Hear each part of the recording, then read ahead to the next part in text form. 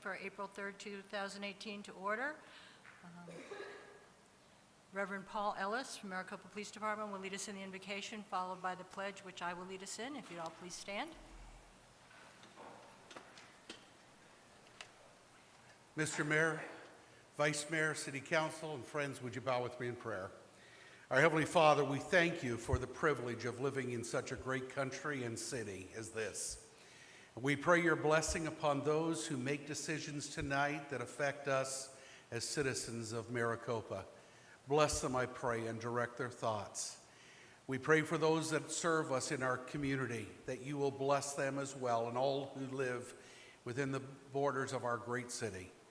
Be with our firefighters and our police officers. Put your hand of protection upon them as they faithfully continue to serve and execute their duties. We pray this in your name. Amen. Amen. Amen. Please join me in the pledge. I pledge allegiance to the flag of the United States of America and to the republic for which stands one nation, under God, indivisible, with liberty and justice for all. Thank you, Chaplain Ellis. That'll move us to a roll call. Here.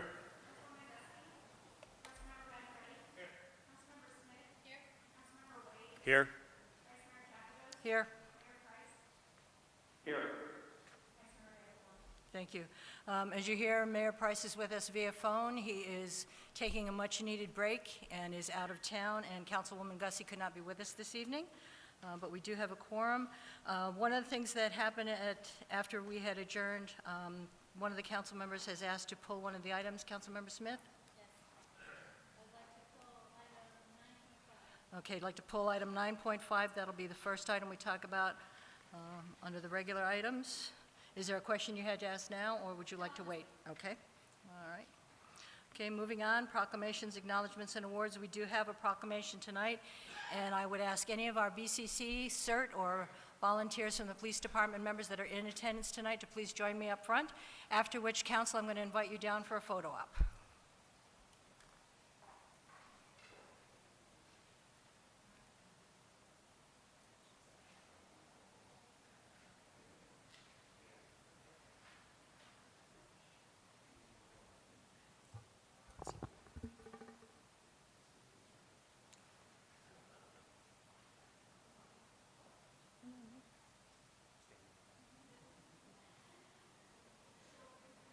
Short people in the front, yes. Okay, thank you. All right.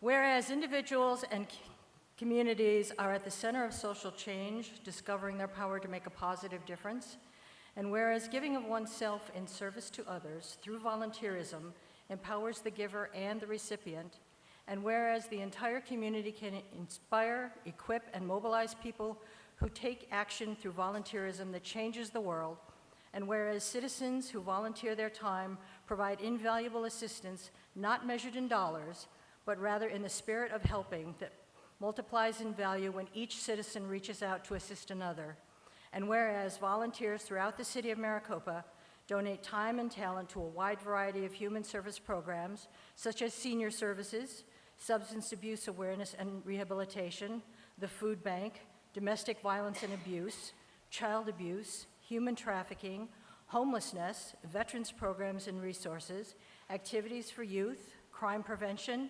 education, awareness, and victim services. And whereas these citizens also donate their time to help serve in the city of Maricopa through participation on various nonprofit, civic, and cultural organizations, as well as on city boards, committees, and commissions, task forces, and the Maricopa Advocate Program. And whereas the city of Maricopa wishes to recognize and acknowledge all those volunteers who play a vital role in our continued growth and development as a city and as a nation. And now, therefore, I, Christian Price, Mayor of the City of Maricopa, do hereby proclaim the week of April 15th through April 21st, 2018 as National Volunteer Recognition Week in the city of Maricopa, Arizona, and urge all residents of Maricopa to recognize, support, and acknowledge these special volunteers. These guys are invaluable to what we do as a city. We couldn't do what we do without them, so thank you.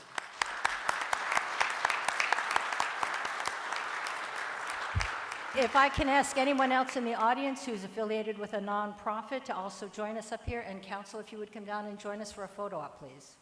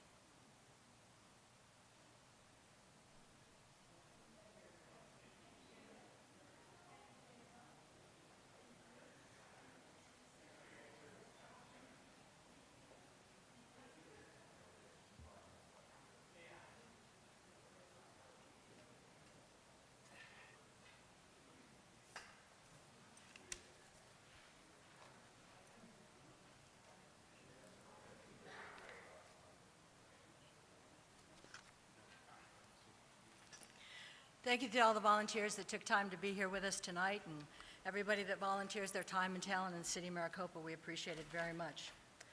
Okay, that concludes the proclamations, acknowledgements, and awards, and that takes us to the report from the mayor.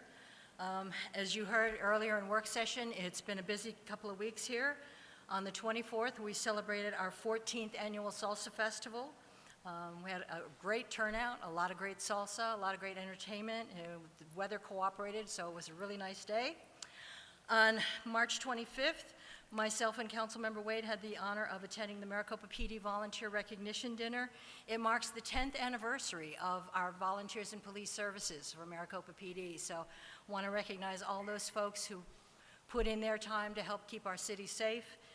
And also want to thank the volunteer David French for coordinating a great event. Helen's did the catering. Lieutenant Judd and Sergeant Kuzer were the floor show, and they did a great job as always, so want to thank them. On March 27th, myself and most of our council attended the Planet Fitness ribbon cutting, another new business here in the city of Maricopa, so welcome to them. On the 28th, myself and Councilmember Manfredi attended Harrah's Ultrastar Pedestrian Bridge ribbon cutting, so that is now open. You can pull in, park inside, and go from one end of the complex to the other without tasting any dirt or any dust. They're doing some great things up there. On the 29th, I attended the Subdivision Regulation Update Steering Committee meeting. We had a presentation on that during work session. It's coming along according to schedule. There'll be some opportunities for the public to have input, so look for those announcements and press releases, and we'd love to hear your comments. This is something that we've worked very long and very hard on, so we want to hear what you think. And then yesterday, myself and most of council toured the Global Water Reclamation Facility opening. It's a very interesting spot, and as Councilmember Manfredi said earlier, over the last several years, they've invested over $30 million in this new facility. So it's going to ensure that we have a water supply source for years and years to come, and that we can supply the water pressure and the resources that we need to develop and grow Maricopa. Okay. That concludes my report, so now we'll move to a report from the city manager. Tricia. Vice Mayor, members of council, Mayor, we have a few things to talk about tonight. The first, I'd like to invite Chief Stahl up to talk about some recent promotions in the police department.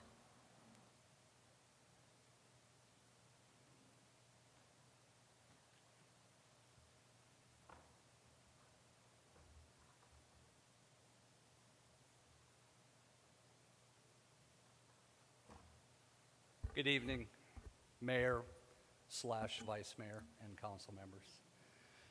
And guests, it is always a good day when we can announce advancement within the department and recognize the good work and longevity of people who continue to do things the right way and in the Maricopa way over these years. So I'm going to announce, and they've been in these positions for a little while, so this isn't absolutely new to them, but it's new to you. First, we'll go age first. Commander Campbell, formerly Lieutenant Campbell, Mike Campbell, more than 35 years in law enforcement, longer than I have had in law enforcement. He originally tested for the commander position, I think you remember 2 years ago, did very well. And over the last 2 years, Mike has accepted a whole lot of responsibilities above and beyond the lieutenant position that he currently held to prove himself worthy of the commander position. Then went through another rigorous process with me to ensure that he's the right selection for us. So I'd like to introduce to all of you Commander Mike Campbell.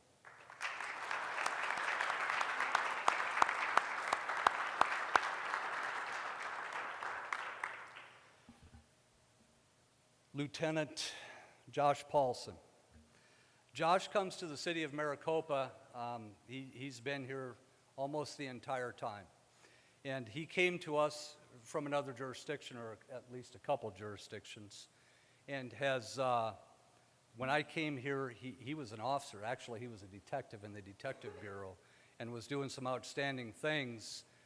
We, I think, had to strong-arm him into promotion for sergeant, but after that promotion for sergeant, he developed a thirst for all kinds of knowledge and all kinds of information.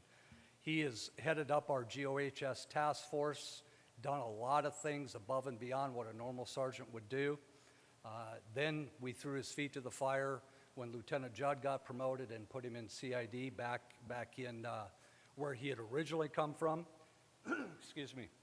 And got enlightened to the new way of doing detective work, which was a very good indoctrination into his current role as lieutenant. So I'd like to introduce you to Lieutenant Joshua Paulson.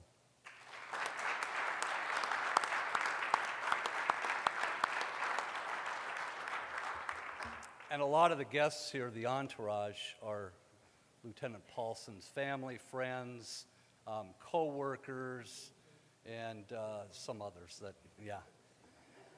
And then the last promotion I'd like to announce is John Sones. For those of you who when this department was built, you know, a little over 10 years ago, it was made up of a whole lot of laterals from a whole lot of other police departments.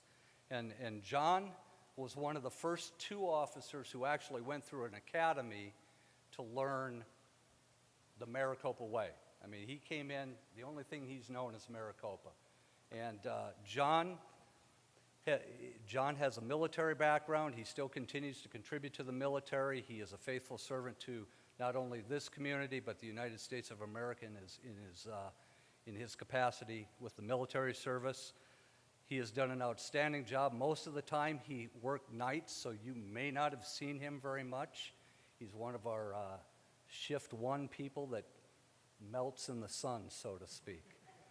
But he has willingly accepted the challenge, tested in a vigorous process just about a year ago, and I look forward to really good things from John, so I'd like to introduce to all of you Sergeant John Sones.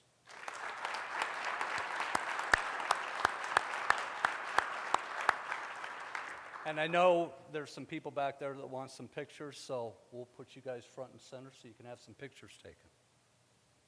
And then I have one more announcement.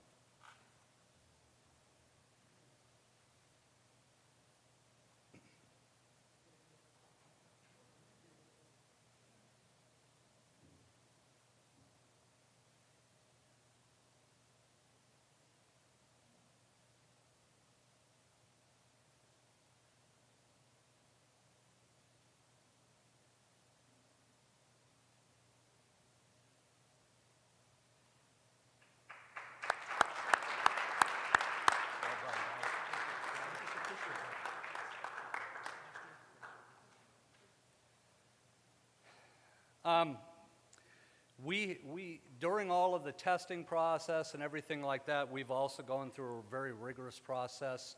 Many of you know that we lost Tim Gomez to another jurisdiction, and he was my executive assistant, along with being the professional standards person who made sure we're in compliance with CALEA.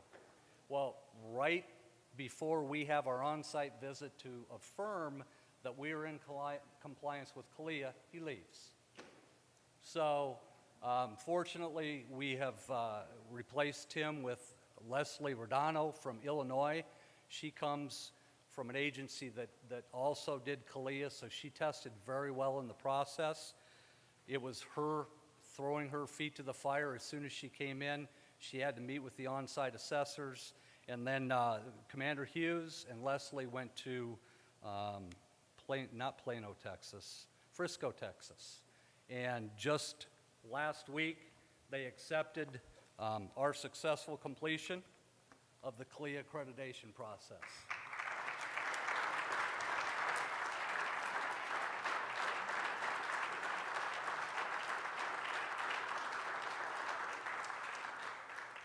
In Arizona, we are the newest agency that has ever completed the process in the time frame that we've completed it in.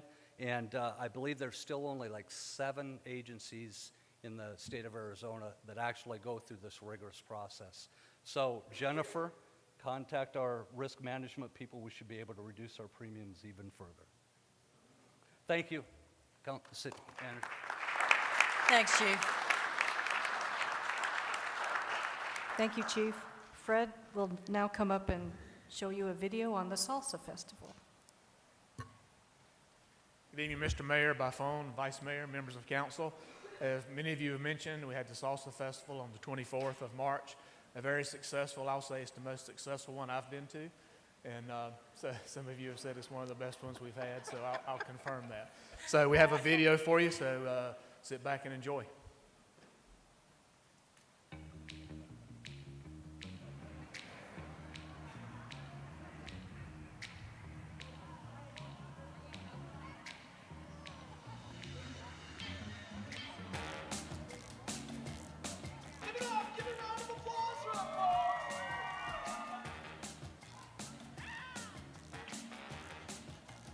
I've come to this salsa festival for the last 3 years.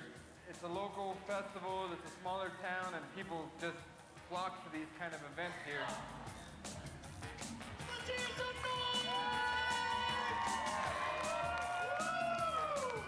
This is the 2018 City of Maricopa Salsa Festival.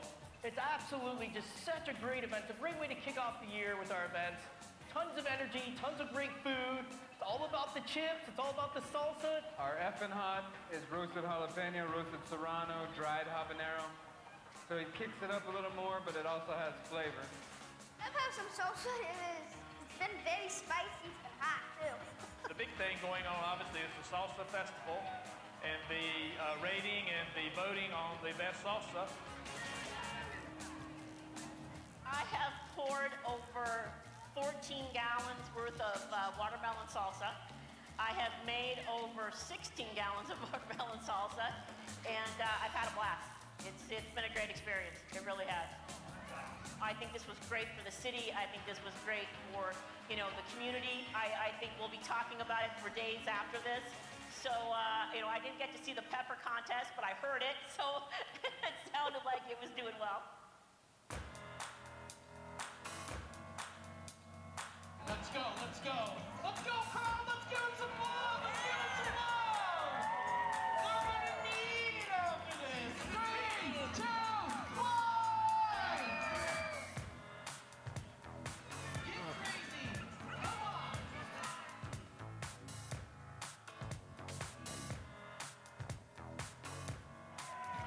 Yes!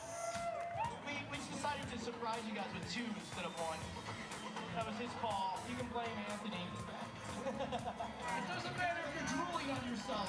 Just do it. Let's go. Come on, guys. Focus.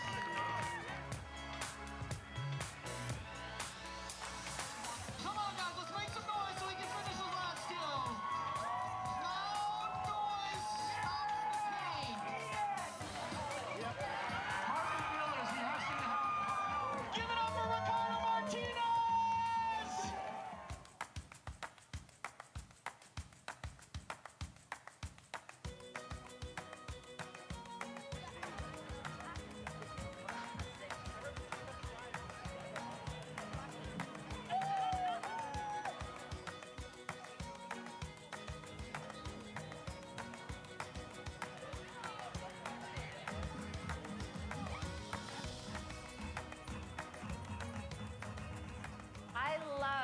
to the Salsa Festival.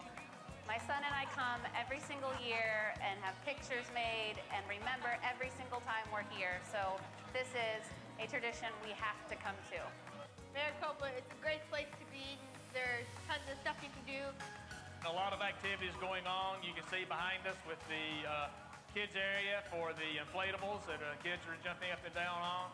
Have arts and crafts that they can participate in as well. Then a lot of entertainment from the stage. We've got the DJ, and then also live performances today with dance groups, gymnastics, and things like that.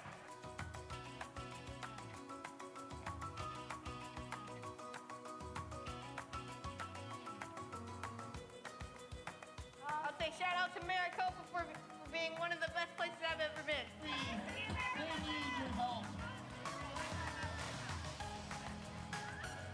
I just really adore salsa. I love salsa. I mean, it's awesome to see all these local people making fresh salsa, different flavors. We've met so many people today, and we've had just a blast. My favorite thing about the city of Maricopa is the people and how this feels like a small town and we drive 15 minutes and we're in a great big city. I like that.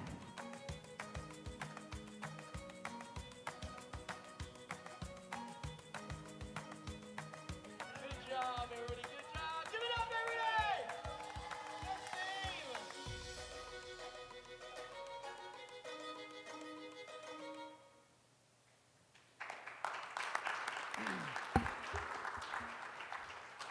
As was indicated earlier, I think I saw all of you there as well. We had a little over 8,000 people show up on that day, and I tribute to our staff for pulling together as a team to pull everything together like that. And the only thing I would say is I still have heartburn watching them eat the peppers. So thank you very much. Vice Mayor, as you know, construction has started on 347, so Jennifer's going to give a quick update on how people can get information on the construction as it happens. Honorable Mayor, Vice Mayor, council members, we started. It's exciting. Yeah, big round of applause for that. So we are working hard to make sure community members know as quickly as we know how they'll be impacted on the construction. So we've done a number of things. I'll run through them real quick, and if you have any questions, let me know.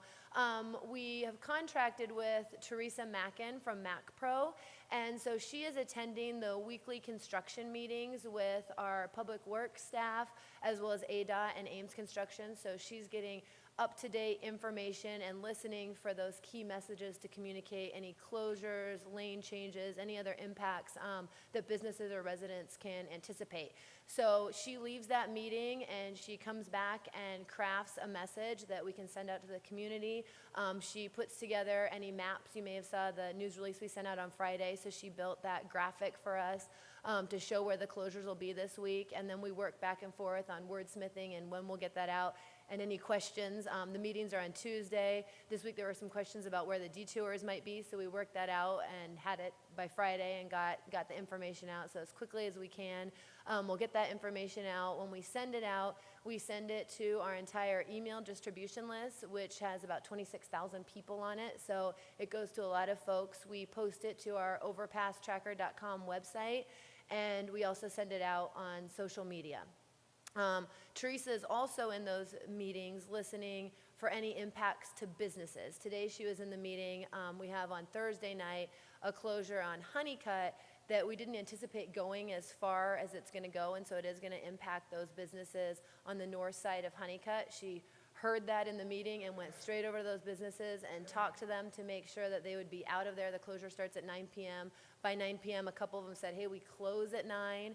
And she said, oh, well, let me talk to the contractor. The contractor said, we can wait for the closure to start till 9:30, get those folks out of there. So she's really doing her best to make sure everything is smooth over on those. So she's been a great asset for us. Overpasstracker.com is the #1 place to be able to get information. We're posting all of our news releases there. Also on that website, you can sign up for updates from ADOT, which you can get via text or email.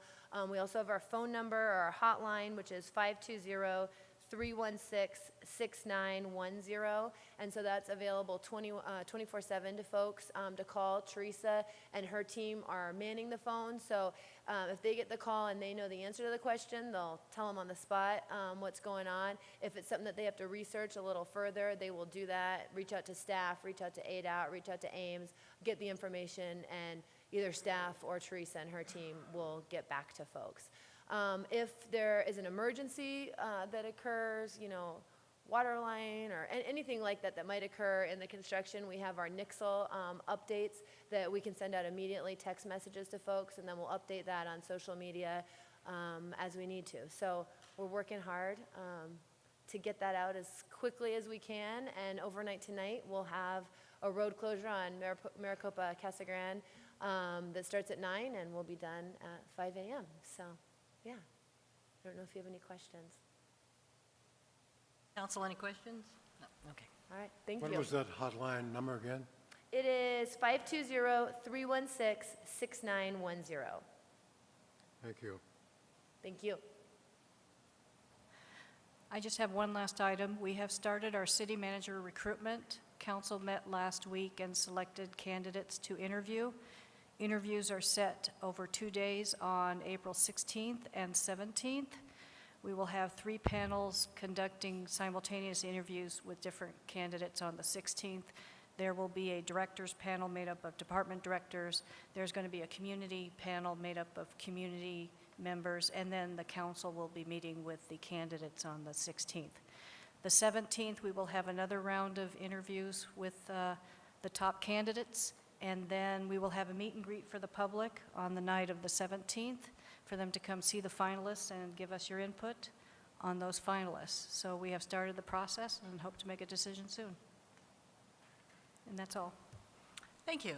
Thank you to everybody that gave us updates. Congratulations to Maricopa PD, Chief Stahl, and all the folks that got promoted. Video crew, nice job on the video as always. Thank you so much. Tricia, do we have a time on that meet and greet for the public yet? I believe it's going to be 5:30 to 7:30 in the evening. Okay, thank you. Okay, that will conclude the report from the city manager. Now we'll move on to a call to the public. I do have 2 speaker cards, but this is the time that we give to you, the public, to come forward, express your concerns, your ideas. Typically, we don't respond because these items have not been properly agendized.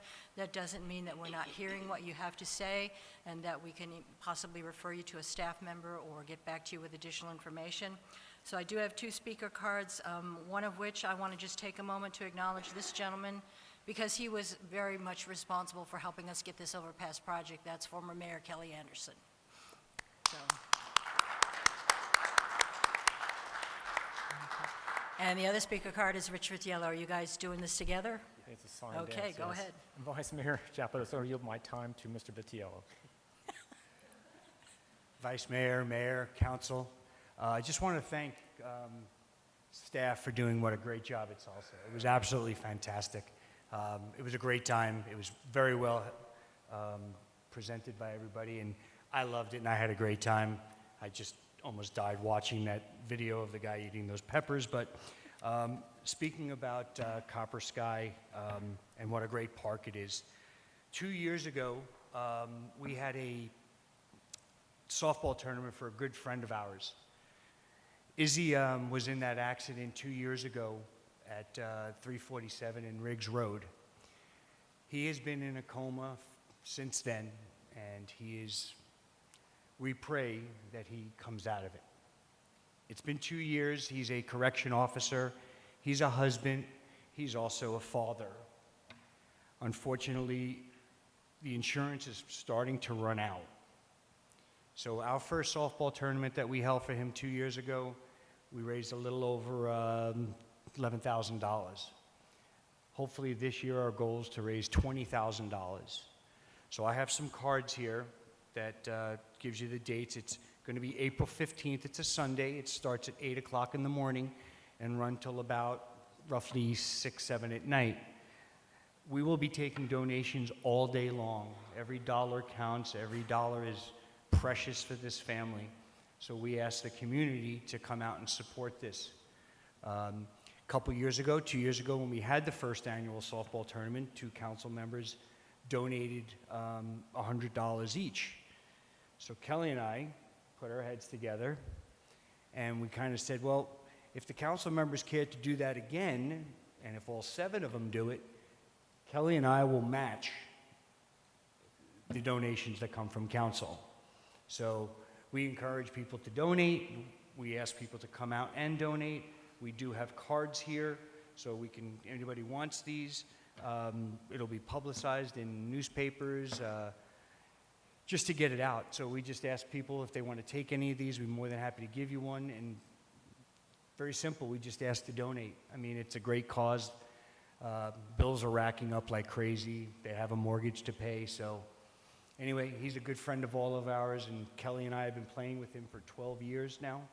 And we just want to help his family. So we ask the community, this great community, to come out and help us and help his family. So every dollar goes to his family. Nothing is kept by us. We have no staff. This is just a bunch of softball dudes getting together and do what we do for families. So that's all I have to say. And if there's any questions or anything, I have cards here. Copper Sky, April 15th. It's a Sunday, and it starts at 8 o'clock. And you don't just come down. You can write a check, drop some money in the donation bin. We'll also have raffles. We'll have lots of things going on, food, the whole 9 yards. So thank you, and hopefully we get to see most of you guys down there. And again, council, if you guys want to donate, please let us know, and Kelly and I will match every dollar, okay? Thank you. Thank you. Is that 8 a.m.? That's 8 a.m., correct? 8 a.m. to probably about 6, 7 a.m., p.m., sorry. Okay. Anyone else that wishes to make a call to the public? Okay, seeing no one, we'll close the call to the public and we'll move on. Oh, sorry. Councilmember Wade? I'm sorry, Vice Mayor. I just wanted to acknowledge something, that this is a first this evening with you chairing council meeting and Tricia being the city manager. I believe this is the first time that we've had an all-female crew running the city tonight. So I just wanted to acknowledge that. Congratulations. Thank you, thank you. Okay, that'll move us to items 7.1 and 7.2, motion to approve the minutes. Councilmember Smith, Councilmember Wade, second. All those in favor? Aye. Any opposed? Motion carries. We have no public hearings tonight. That takes us to the consent agenda. We are pulling 9.5. So I will entertain a motion to approve items 9.1 through 9.4. So moved. Councilmember Brown, second by Councilmember Smith. All those in favor? Aye. Aye. Any opposed? Motion passes. That will take us to the regular items. We will take item 9.5 first. Councilmember Smith, you asked to have that pulled, so Thank you. I'll turn it over to you. This question probably goes to Chief Stahl, I would imagine. But I first want to say that a lot of work has been done to get this Family Advocate Center to the place that it currently is. And I'm very proud of the leadership that's been given regarding getting it to this point. My only concern in reading the changes that have happened since we saw this in June of 2017 is that I know that there's also been some work done to include maybe not only against abuse, but specifically discussions on including against abuse. And I wasn't able to attend your last meeting with that organization, but the feedback that I received indicated that there would be an addendum, and since the addendum's not available for me to read and make sure I understand what's included, I just wanted to ask the question. So my understanding is that this contract that we're looking at again tonight is the construction contract with the steering committee for the purpose of constructing the facility. Do I have that right so far? Mayor Chapados, Councilwoman Smith, yes, the steering committee are financial contributors and or in-kind contributors that are doing work on the construction project, destruction and construction of the current facility that was selected. Okay. And then my following understanding is that when you're actually in operation, there would be a new or a change to this contract for steering committee members where some organization like Against Abuse could be a part of the steering committee, that there'd actually be an operational contract version provided. Is that correct? Again, Mayor Chapados, Councilwoman Smith, the steering committee will still be in place for if we need to add on space. I mean, we have an acre of land that eventually, hopefully, we'll purchase as a city rather than paying lease on. And if we foresee the need to have additional partners, and if that need arises, we're going to need additional space. So that steering committee will be, again, financial contributors to possible additions on. Operations is what Against Abuse, the addendum, that they wanted the letter to be an addendum onto this. Against Abuse would have been an automatic partner anyway, and we stressed that in that meeting. One of the board members, Mr. Jackson, was there, and he suggested having the letter as an addendum. Had we been delivered the letter, it would have been attached, but we have yet to receive the letter.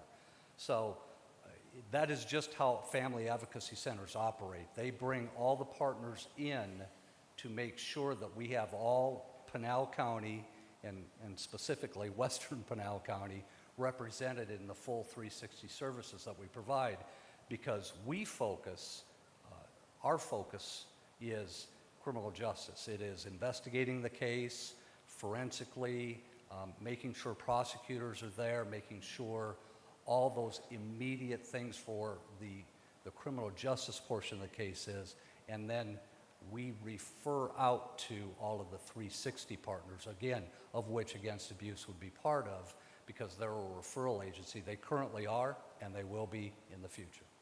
So I guess my concern is that I see Against Abuse slightly different than possibly other partnering agencies, since they are one of two organizations in Pinal County that are qualified through the state to offer the services such as CAFA does, and CAFA is part of the steering committee. And so I like the idea that both would be part of the steering committee at some point. And then I also know that Wings of Hope has all of this experience, and I wondered if at some point they drop off and organizations like Against Abuse, since it's a local organization that's authorized through the state to offer these services to a family advocate center such as what we're creating, that we would have a mix-up at some point so that we had local organizations such as Against Abuse, who's, like I said, one of two organizations in the Pinal County that are authorized to do that service. Mayor Chapados, Vice Mayor, or Councilwoman Smith, I just promoted you. Another woman. Yeah. Again, it's two different topics, because Winged Hope provides expertise in contracting, subcontracting, destruction, and or construction of facilities.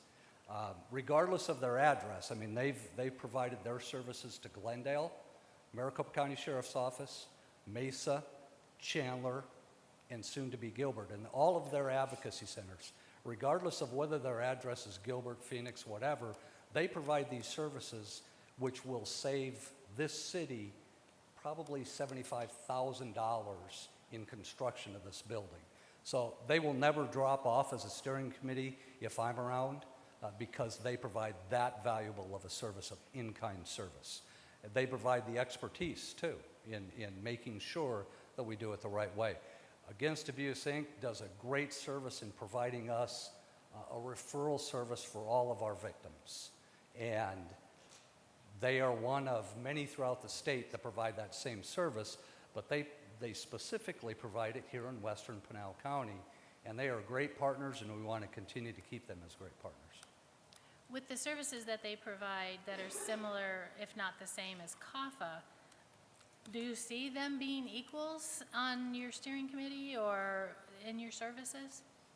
Again, Mayor Chapados and Councilwoman Smith, absolutely. There is, even though we kind of direct the Maricopa Police Department directs the advocacy center, but we have no louder voice than CAFA, than Against Abuse Inc., then Casa Grande Police Department, then Pinal County Sheriff's Office. We're only one vote, just like everybody else is one vote when it comes to how we do the operating procedures. Most of what we do criminal justice-wise, though, is dictated by the Pinal County Attorney's Office and their prosecution protocols.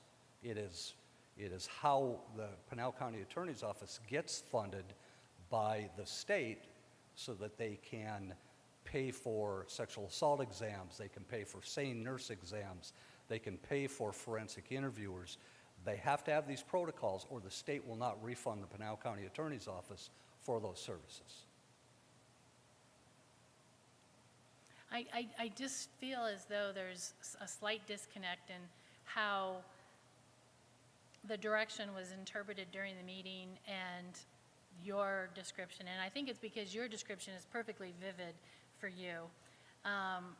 And so if you don't mind, if I can go to the interim city manager and or our mayor, Christian Price online.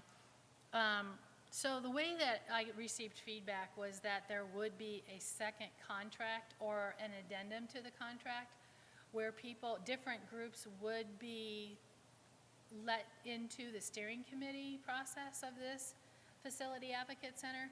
Did either of you interpret it that way? Vice Mayor, Councilmember Smith, we didn't get anything like that from the agreement that was approved by the Board of Supervisors. I think one thing we wanted to make sure is the agreement you saw tonight was the agreement that was approved by the Board of Supervisors, because we wanted to, I think we're going to try to, Board of Supervisors approved, Casa Grande we thought was on regular agenda, but it was on work session last night. We're going to approve tonight. Casa Grande, I think, will approve at their next meeting. So we just want to make sure all the agreements were consistently all approved. My understanding, I've heard a letter, addendum. I've never heard an actual addendum. And there could be some confusion because originally how we said it, or Chief Stahl had the agreement set up was we didn't have any of the parties to it. They were just going to come in and sign to agree to comply with the agreement. That's how everything was set up before. So we could have brought in as many parties as we thought would be beneficial.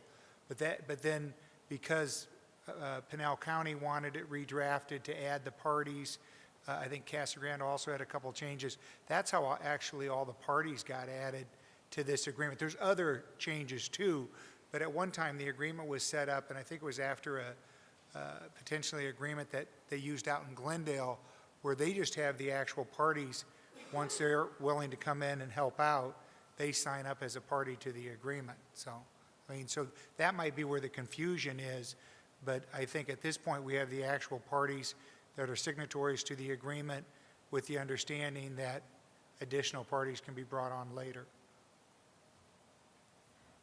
And my Mayor. recollection of the meeting was we didn't talk about a formal addendum to the contract. It was a letter that the Center Against Abuse was going to draft and send to us that would outline the role, the future role that they would play and other organizations would play in providing services through the Advocacy Center. I don't recall any specific discussion about a formal contract on that the letter was going to outline that. But Mr. Mayor, if you have a different recollection, please speak up. No, I mean, I understand what Councilmember Smith is referring to here, and I understand what Chief Stahl is saying, but I also agree with the fact that unfortunately we don't have the letter to hand, which is really unfortunate considering I think that we would have had that by now. But I thought that the agreement or letter that came from Against Abuse was basically stating that we were all in agreement that they would play a role moving forward in a variety of different ways, and that outlining of such would be part of this contract that we were bringing back to sign before council and make consistent between Casa Grande and us and the board of supervisors, and that this would be a part of it, kind of in the file, so to speak. Is that what you remember, Councilor Smith? Well, some of the feedback that I received indicated that there was a lot of emphasis that this contract was clearly, although it wasn't clearly understood by me, a construction contract, that a lot of emphasis was put on that, and that there would be a following contract for operations. And I'm struggling with why that's only some feedback that I received and not all feedback that I received.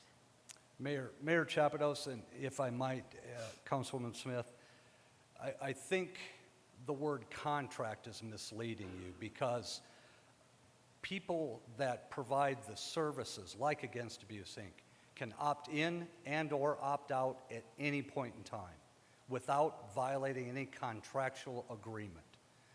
The people under contract right now are under contract for financial contributions or in-kind contributions to the construction project. The full 360 services are a lot of times dictated by the National Children's Alliance, the Western Regional Children's Alliance, and the Arizona Child and Family Advocacy Network. And then that's pushed down to the county attorney's office. Maricopa County, Pima County, Pinal County, all of those counties then write their protocols to ensure they're in compliance with investigation protocols of those types of crimes, so they're in compliance, and a defense attorney cannot say you're not in compliance, and that's a defense argument to prove innocence in a case.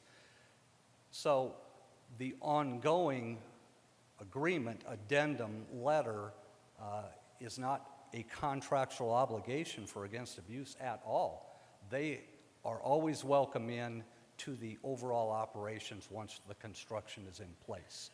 Not only Against Abuse, but all the other 360 vendors out there who may provide services to victims. We're not going to turn anyone away. That's just how family advocacy centers operate. But again, no contractual obligation. You can opt in, you can opt out. All right, well, I guess you guys have answered my questions to the best capability. And considering, I think it's a shame, I agree with the mayor, that we don't have that addendum, and I know it's not the city's fault that we don't have that addendum. That would have helped me in terms of understanding things more clearly. So based on that, I'm ready to make a motion, Vice Mayor. Council, any other questions on that item? Okay, Councilmember Smith, go ahead.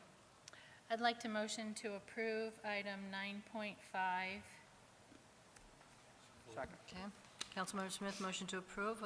Councilmember Brown, second. All those in favor? Aye. Aye. Any opposed? Aye. Okay, motion carries. Thank you. Thank you very much.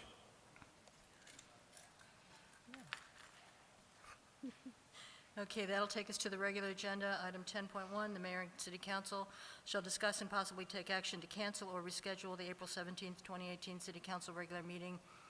That is, again, as you heard earlier, because we were going to be doing city manager candidate interviews all that day.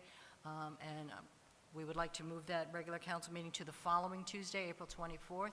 Council, any questions?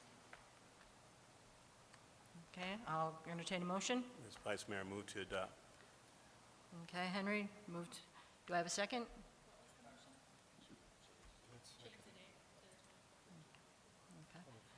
Okay, and yes, Tuesday the 24th, Councilmember Manfredi, second. Any discussion? All those in favor? Aye. Any opposed? Okay, thank you, Mayor. Motion carries. That concludes our regular meeting, but we still have an E-session, Council, so can I get a motion to move to E-session? So moved. Okay, Councilmember Brown, Councilmember Smith, second. All those in favor? Aye. Any opposed? Aye. Okay, we are adjourned to E-session. Thank you, everybody, for being here tonight.